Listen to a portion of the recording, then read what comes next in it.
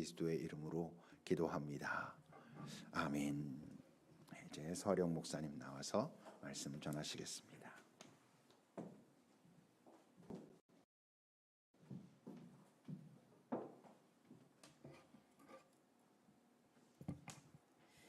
네, 반갑습니다. 저는 청소년부의 서령 목사입니다. 저에게는 주중에요 다 하나 있습니다. 요즘 연예인들이 자신의 본연의 캐릭터 말고 당사자와 다른 별개의 캐릭터를 이르는 말이 바로 부캐인데요. 유재석 씨가 그 한 프로그램에서 유산슬 이라고도 하고 또 지미유 이런 캐릭터들로 활동했던 것을 여러분 기억하실 것입니다. 또 김신영 씨도 다비 이모 해서 노래도 내고 했었죠. 주중에 저는 목사가 아닌 청소년 상담사로 청소년 아이들을 만납니다. 제가 기독교 이렇게 상담을 늦지막히 시작하면서 참 상담이 쉽지 않구나를 많이 느끼고 있습니다. 사람이 온다는 것은 실은 어마어마한 일이다. 그는 그의 과거와 현재와 그리고 그의 미래와 함께 오기 때문이다. 하나의 일생이 오기 때문이다. 라는 정현종 시인의 시처럼 한 사람을 마주하고 또 그 일생을 대면하는 것은 참 쉽지가 않습니다. 이러한 상담 현장에서 가장 중요한 것이 무엇이라고 생각하시나요? 경청? 효과적인 질문? 혹은 공감? 이런 것들 생각하실 수 있을 텐데요. 제 짧은 이 상담사의 경험으로 봤을 때 상담에서 중요한 것은 내담자의 모호함을 견디는 것입니다. 내담자는 상담을 받으러 오는 사람을 이야기하는데요. 올래 이야기 담해서 이야기를 가지고 상담실에 자발적으로 오는 사람들을 말합니다. 물론 청소년들 중에는 자발적이지 않은 아이들이 더 많을 수 있겠죠. 그래서 쉽지가 않습니다. 내담자들이 상담실에 와서 삶의 어렵고 힘든 일들을 이야기합니다. 어렸을 때부터 부모에게 당했던 신체적인 또 정서적인 학대, 같이 사는 오빠에게 오랫동안 성폭력을 당해서 엄마한테 이야기했더니 엄마는 오히려 오빠 편을 들고 조용히 덮자라고 해서 생긴 조현병들, 또 장애를 가지고 살아가야 하는 자신의 비참함, 또 너무 외롭고 힘들어서 그 레즈비언 앱 이런 것을 이용할 수밖에 없는 현실, 이런 자신의 힘듦을 삶에서 어떻게 할 수가 없어서 힘들고 불안한 상태에서 상담자에게 와서 그 이야기들을 투사하죠. 상담자는 때론 이런 내담자의 불안에 같이 휩싸이기도 하고 또 내가 무언가 해결해 줘야 할 것 같은 구원자 환상에 붙들리기도 합니다. 또 어떤 대답을 해야 할지 고민하다가 그 내담자의 마음에 함께 있어주는 것을 하지 못할 때도 있습니다. 해결책을 주려고 애쓰는 것도 아니고 또 그 고통 밖에서 동정하는 것도 아닌 그냥 그 이야기 속에 그 삶의 현장 속에 모호함 속에 견뎌줘 있어주는 것이 가장 중요한 것 같습니다. 그런데 요즘은 신앙생활 또한 이런 모호함을 견디는 것이 중요한 것 같다라는 생각이 듭니다. 오늘 말씀에서 바울은 자신의 신앙 고백을 다소 모호하게 이야기합니다. 바울은 고린도 후서를 쓸 때 고린도 전서를 쓴 지 몇 달 안 돼서 3차 선교 여행 중에 이 편지를 썼습니다. 아시는 분들은 아시겠지만 이 고린도라는 도시는 부유한 항구 도시였고 부유한 상업 도시였기 때문에 여러 사람들이 오가는 길목에 있었습니다. 다양한 민족들의 품습과 언어들, 종교들이 있었습니다. 여러분들이 잘 아시는 태양의 신 아폴로와 미의 여신 아프로디테 등을 숭배하는 12개의 신전이 여기에 있었습니다. 또 고린도 교회는 성적으로도 매우 타락해서 고린도화하다라는 것이 성적으로 문란하다라는 이야기를 의미하기도 했습니다. 그 정도로 타락한 도시인 고린도에 바울은 2차 선교 여행 중에 가게 되었고 1년 6개월 동안 그 복음의 씨를 뿌립니다. 그리고 그곳에 교회가 세워졌습니다. 이런 척박한 땅에 교회를 세우는 것이 얼마나 쉽지 않았겠습니까? 정말 피땀 눈물을 흘려서 이 세운 교회가 바울이 떠난 이후에 심각해졌다라는 소식을 듣습니다.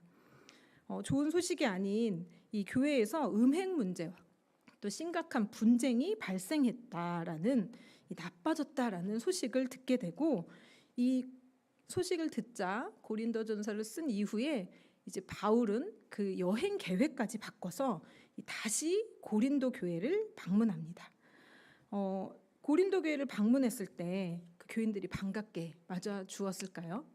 그러면 참 좋았겠지만 고린도 교인들은 그를 배척하며 교회 안에 들어온 거짓 사도들과 연합해서 심하게 인격적인 모독을 합니다. 바울의 대적자들은 그가 자주 여행 계획을 바꾼다는 사실을 근거로 신실하지 못하다라고 공격하기도 하고, 예루살렘 교회를 위해서 구제 헌금을 모았던 그 사실을 가지고 재물을 얻을 목적으로 선교 사역을 한다라고 비방하기도 했습니다. 교회를 세우고 그 사랑하는 교인들이 걱정돼서 했던 그 방문이 바울에게는 매우 억울하고 고통스러운 방문이었을 것입니다. 믿었던 고린도 교회 성도들은 바울을 지지하지 않고 오히려 거짓 교사들 편에 서서 자신을 비방하고 불신하는 상황들은 바울에게 되풀이되고 싶지 않은 방문이었을 것입니다. 정말 자신의 영적 아들, 정말 손으로 키운 그런 영적 아들이 그런 영적 아들과 같은 고린도 교회인들이 한마디로 바울을 손절하고 또 오히려 비방하고 믿지 못할 때 그 고통은 얼마나 컸을까요?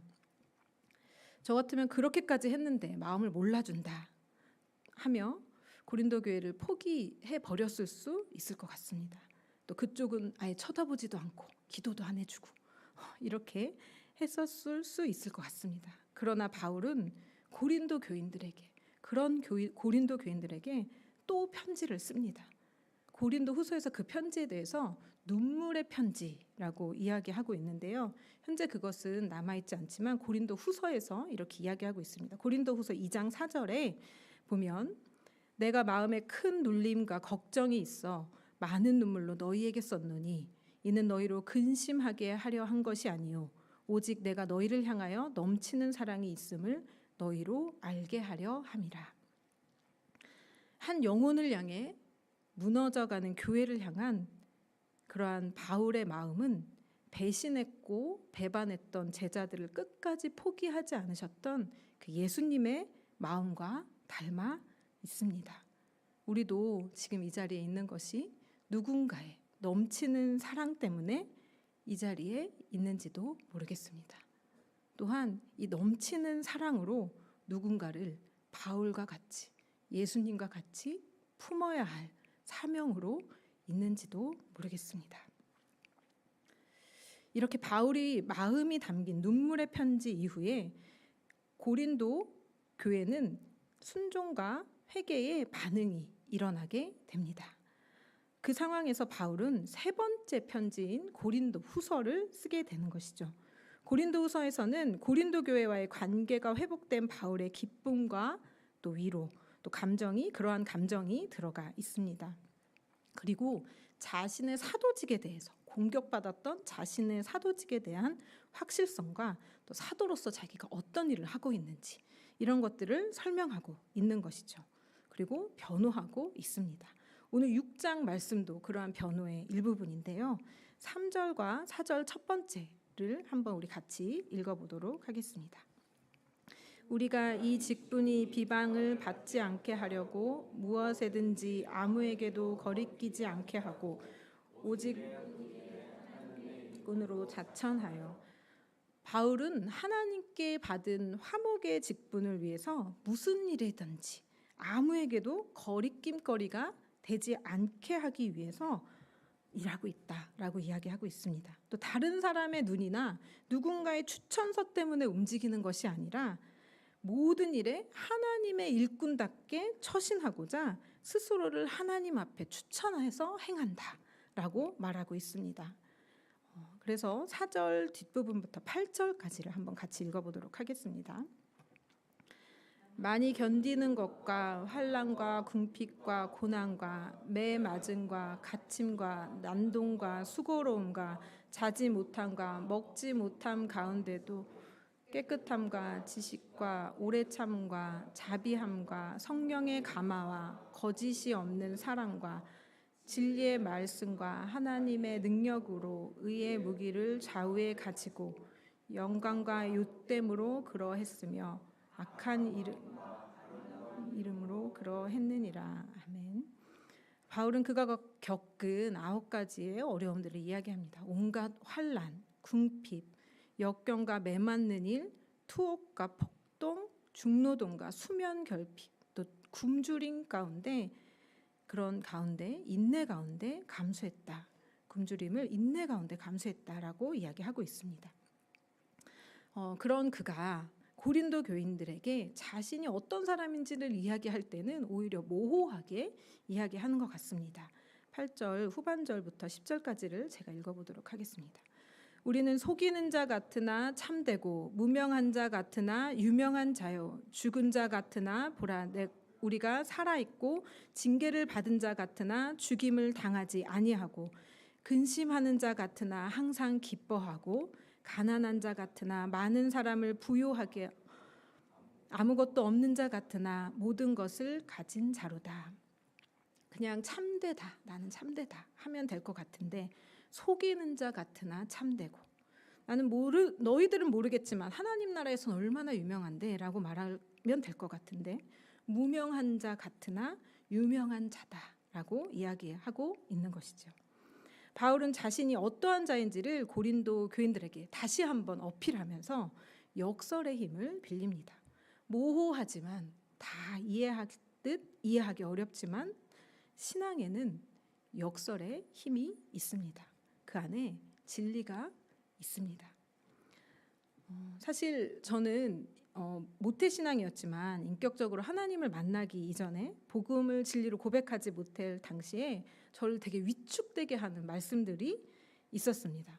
이 말씀만 읽으면 왠지 하나님이 나를 나무라실 것 같은 그런 말씀이 있었는데요. 계시록 3장 14절에서 15절 말씀입니다. 제가 한번 읽어보도록 하겠습니다. 라오디게아 교회의 사자에게 편지하라. 아멘이시오 충성되고 참된 증인이시오 하나님의 창조의 근본이신 이가 이르시되 내가 내 행위를 아노니 내가 차지도 아니하고 뜨겁지도 아니하도다. 내가 차든지 뜨겁든지 하기를 원하노라. 이 말씀을 읽으면 모든 행위를 아시는 그 하나님께서 너가 왜 차지도 뜨겁지도 않느냐라고 저를 책망하실 것 같고 하나님이 심판이 저에게 마치 임할 것만 같았습니다. 그래서 어느 날은 정말 심판이 임하는 꿈도 꿨어요. 아직 나 잘 믿지 못하는데 하면서 막 도망가고 있더라고요. 또 다른 말씀은 열왕기상 18장 21절 말씀입니다. 이건 같이 한번 읽어보도록 하겠습니다. 엘리야가 모든 어느 때까지 둘 사이에서 머뭇머뭇하려느냐. 여호와가 만일 하나님이면 그를 따르고 바알이 만일 하나님이면 그를 따를지니라. 백성이 말 한마디도 이 말씀도 마찬가지입니다. 왜 세상과 하나님 사이에서 가랑이 찢어지듯이 그렇게 머뭇머뭇하려느냐라고 저를 체근하시는 것만 같았습니다. 그래서 확실하고 뜨거운 믿음을 달라고 간구했었습니다. 그래서 기도 합주회나 통성기도 가면서 뜨거운 눈물을 흘리고 참회하고 더 큰 자극이 있어야 더 뜨거운 신앙이 되는 것처럼 그렇게 인정받는 것 같은 느낌이 들었습니다. 근데 그렇게 첫사랑을 경험하고 나니 지금은 어떨까요? 매 순간 이렇게 뜨겁지 못하고 또 갈팡질팡 할 때가 그럼에도 불구하고 있지만 그럼에도 불구하고 나는 하나님의 사람이며 하나님의 사랑이 나를 영원히 떠나지 않을 것이다 라는 확신이 있습니다. 틸리히는 인간이란 수많은 경계선 위에 서 있기 때문에 위태로운 존재라고 이야기했습니다. 그는 내적 실존이 다양한 형태로 한계에 부딪히는 것을 인정해야 한다라고 이야기합니다. 그는 인간은 두 기질 사이에 현실과 상상 사이에 이론과 실제 사이에 자율과 타율 사이에 신학과 철학 사이에 교회와 사회 사이에 종교와 문화 사이에, 본국과 타국 사이에 서 있는 그러한 존재로 보았습니다. 우리는 인생을 살다 보면 그러한 경계에서, 어떤 사이에서 갈팡질팡 할 때가 더 많은 것 같습니다.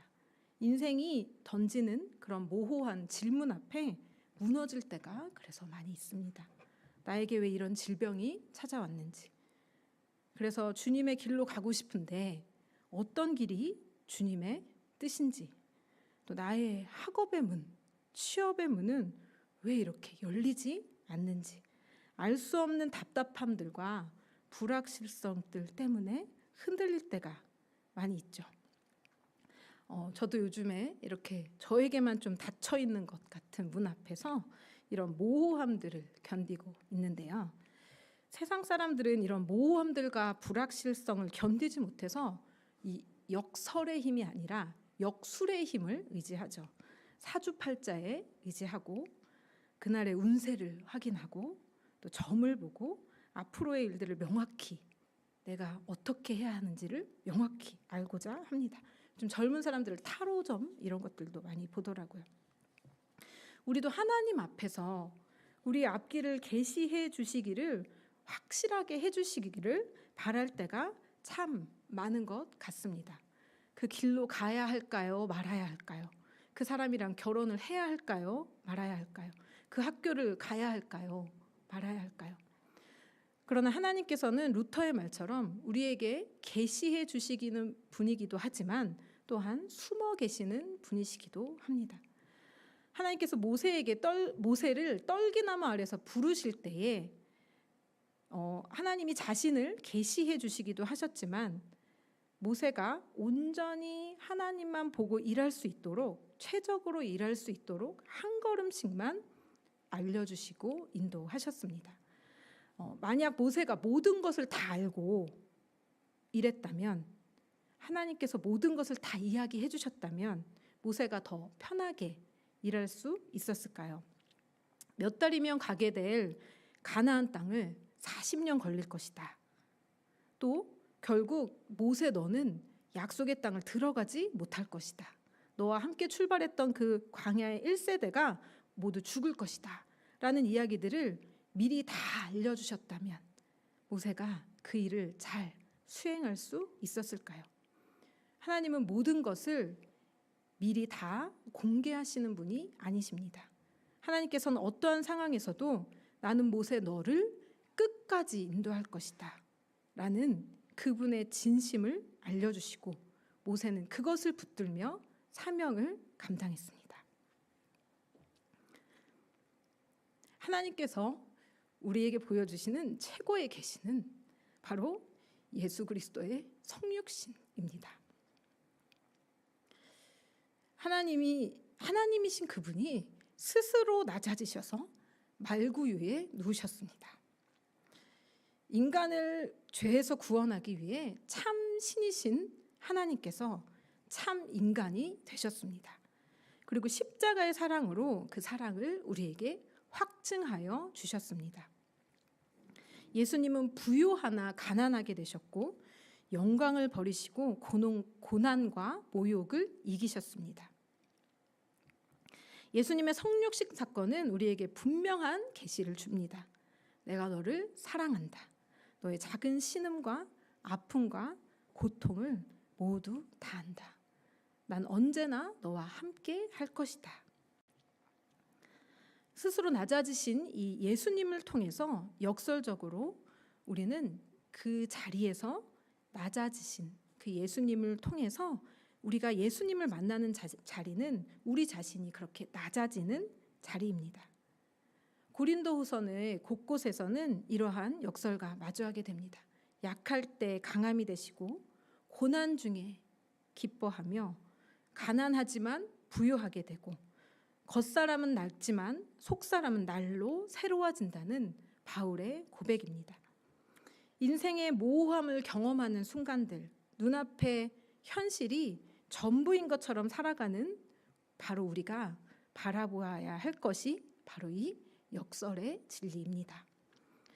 우리는 속이는 자 같으나 참되고 무명한 자 같으나 유명한 자요 죽은 자 같으나 보라 우리가 살아 있고 징계를 받는 자 같으나 죽임을 당하지 아니하고 근심하는 자 같으나 항상 기뻐하고 가난한 자 같으나 많은 사람을 부유하게 하고 아무것도 없는 자 같으나 모든 것을 가진 자로다.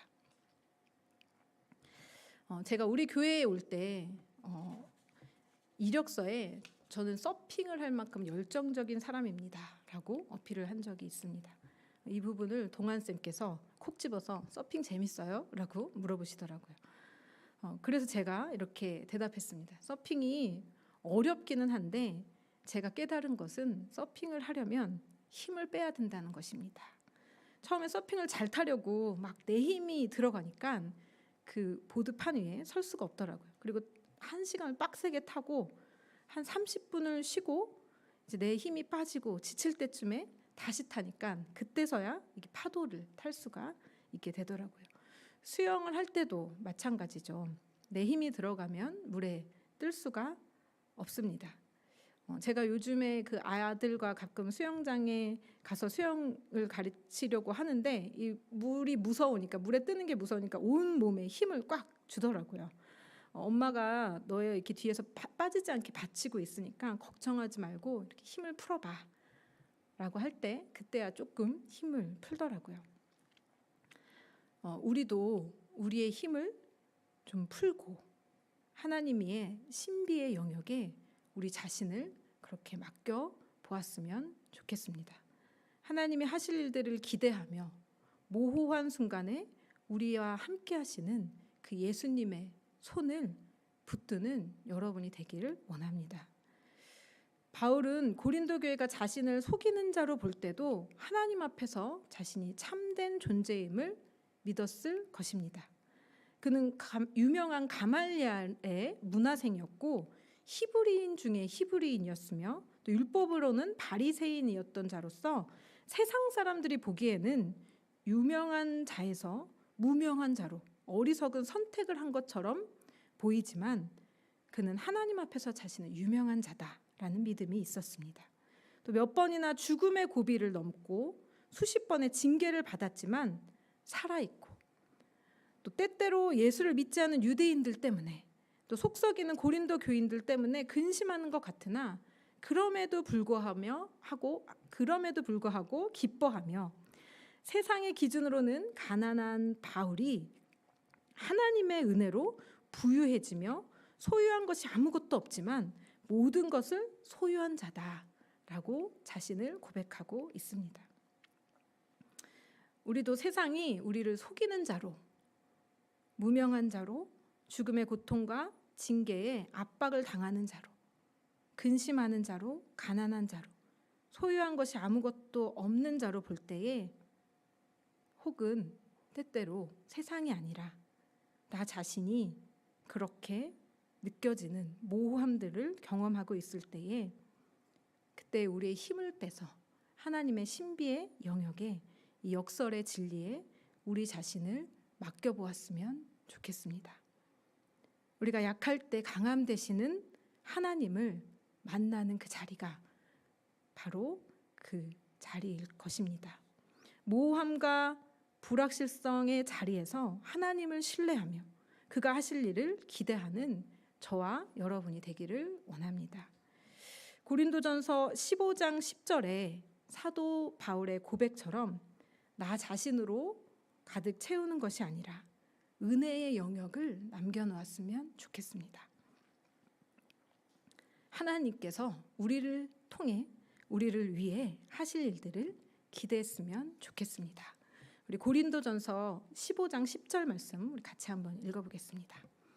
그러나 내가 나 된 것은 하나님의 은혜로 된 것이니 내게 주신 그의 은혜가 헛되지 아니하여 내가 모든 사도보다 더 많이 수고하였으나 내가 한 것이 아니요 오직 나와 함께 하신 하나님의 은혜로라. 아멘. 다 같이 기도하시겠습니다.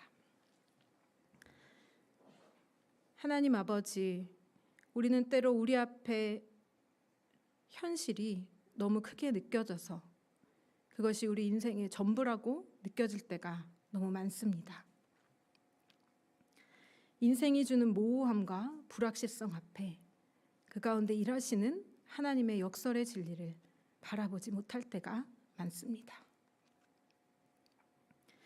예수님께서 부유하나 가난하게 되셨고 모든 영광을 가졌지만 고난과 모욕 견디셨기에 우리의 모든 약함과 어리석음과 우리의 작은 흔들림까지 아실 줄 믿습니다.